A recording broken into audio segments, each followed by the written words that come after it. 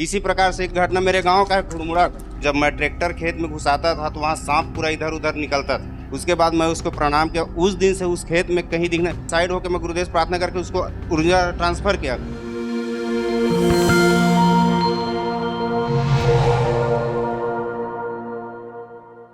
मैं धनेश यादव, ग्राम खुड़मुड़ा से। गुरु जी देव से मैं दीक्षा 2013 में लिया था। यहाँ दीक्षा लेने के बाद मैं घर गया तो मैं अपना खेत मताई करने के लिए गया था। तो जब मैं ट्रैक्टर खेत में घुसाता था तो वहाँ सांप पूरा इधर उधर निकलता था। फिर मैं डर जाता था। फिर मैं गुरुदेव जी से प्रार्थना किया कि हे गुरुदेव जी, ये क्या हो रहा है।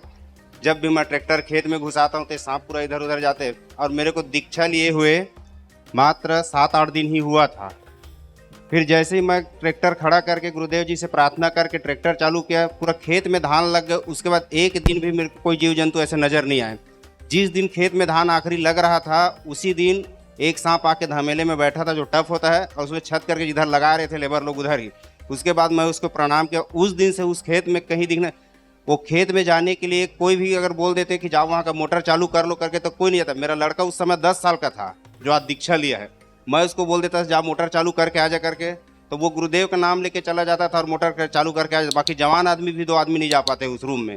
लेकिन गुरुदेव जी की कृपा इतना हुआ कि वहाँ से सब कुछ जितना भी सांप बिच्छू थे वो सब हट गए। उसके बाद एक और हुआ कि गुरुदेव का यही कार्यक्रम चल रहा था गुरु पूर्णिमा का। फिर एक हमारी पड़ोस का लड़की जो डिलीवरी होने वाली थी, डॉक्टर ने बोल दिया कि इसका ऑपरेशन के बिना डिलीवरी नहीं होगा। फिर वहाँ से उसका भाई मेरे को फ़ोन किया हॉस्पिटल से कि नाना लड़की का डिलीवरी होने वाला है पर बिना ऑपरेशन का नहीं होगा करके डॉक्टर। मैं बोला ऐसा कैसा होगा। फिर गुरुदेव का प्रवचन, मैं उसको बोला एक काम कर, मोबाइल उसके कान के पास टिका। इधर गुरुदेव जी का आशीर्वचन चल रहा था, मैं उसके कान में टिका दिए।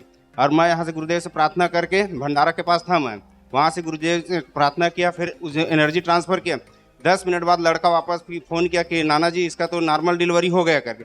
इसी प्रकार से एक घटना मेरे गाँव का है खुड़मुड़ा का। 7-8 घंटा से प्रसव पीड़ा में था। उसके बाद डिलीवरी नहीं हो रहा था। 1-1:30 बजे रात को लड़का मेरे को फ़ोन किया, चाचा ऐसा ऐसा है, मेरे यहाँ दोपहर से डिलीवरी पीड़ा हो रहा है पर डिलीवरी नहीं हो रहा है। उसको हम लोग गाड़ी ला के गाड़ी में बैठा चुके थे हॉस्पिटल ले जाने करके। फिर वो बताया, फिर मैं तुरंत गया उसके पास, उसके सर में हाथ रखा, गुरुदेव से प्रणाम किया, साइड होकर मैं गुरुदेव से प्रार्थना करके उसको ऊर्जा ट्रांसफ़र किया। 10 मिनट बाद प्रसव पीड़ा इतना बढ़ गया कि वहीं डिलीवरी नॉर्मल डिलीवरी हुआ है, ये खुड़मुड़ा। उसके बाद मेरे सगे भतीजी का हुआ कि डॉक्टर बोल दिया बिना 2 बच्चे उसका नॉर्मल डिलीवरी हुआ है। तीसरा बच्चे में बोल दिया कि ये बिना ऑपरेशन का नहीं होगा। फिर मैं बोला ऐसा कैसा नहीं होगा, 2 का तो। फिर मैं गुरुदेव से प्रार्थना किए। कुछ देर तक मैं घर में ध्यान साधना में बैठे बैठे गुरुदेव से विनती किए कि ऐसा इसका भी नॉर्मल डिलीवरी हो जाए गुरुदेव करके। उसके बाद जब डिलीवरी हुआ 3-4 घंटा बाद मेरे दामाद फ़ोन किया, चाचा जी इसका भी नॉर्मल डिलीवरी हो गया। तो मैं गुरुदेव जी का बहुत बहुत धन्यवाद दिया। आज भी हम घर से निकले तो जगह जगह बारिश हो रहे थे। हम जैसे ही घर से निकले गुरुदेव प्रणाम किए, पूजा पाठ करके निकले, गुरुदेव हम आ रहे हैं आपके पास, ऐसे करके। तो हम जहाँ रास्ता तक आए हमको पानी मिला। बाकी मेरे परिवार पीछे आए, वो सब भीगते भीगते आए हैं। बोल दे सदगुरुदेव की जय।